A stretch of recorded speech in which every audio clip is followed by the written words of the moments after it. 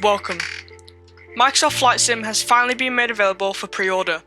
After months of testing and waiting, the game we have all been waiting for has now got a confirmed release date with a confirmed pricing scheme. In this video, I'll talk to you about the price, release date, where to get it, and the type of system you'll need to run this game. If you're excited for Microsoft Flight Simulator, don't forget to drop a like and subscribe, as all the newest information will be published right here. If you want to get notified as soon as the video releases, then tap that notification bell. I just can't wait to tell you about this new flight sim, so stick around, get comfy, and enjoy the show. After months of anticipation and speculation, Asobo and Microsoft have finally come out and told us the price and release date of the sim. The release date is August 18th, and after the delay of closed beta to the 30th of July, it'll leave just over 2 weeks of closed beta testing before the final release of the sim, which is a lot less than we all anticipated. However, moving on, you may be asking, where do you get your hands on this spectacular game?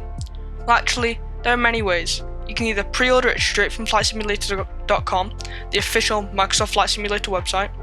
You could pre-install it from the Xbox store on your Xbox, or it'll come included with your Xbox Game Pass, which you will soon be able to access on your PC. However, this is a beta program, so very little is known about it. Finally, you'll be able to buy a physical copy in Europe from Aerosoft.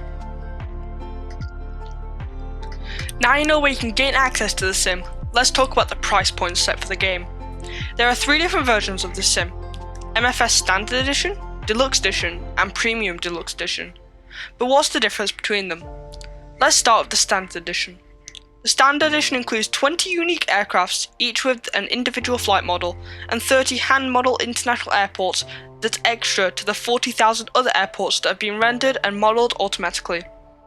This version of the game is free with the Xbox Game Pass, or $59 if you buy it from the Microsoft Flight Sim website.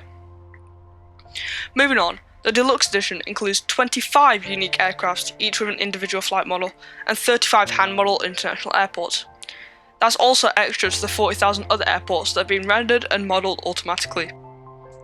This version of the game costs $89.99, and probably the edition that most people will buy.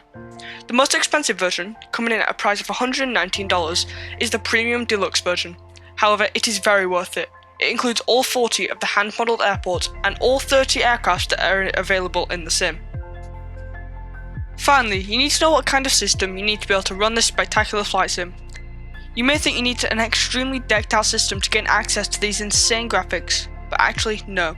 You just need to make sure you have a good internet connection. The minimum PC spec to be able to run this flight sim is an i5 4460 or a Ryzen 3 1200, with a GTX 770 or RX 570 with 2GB of VRAM.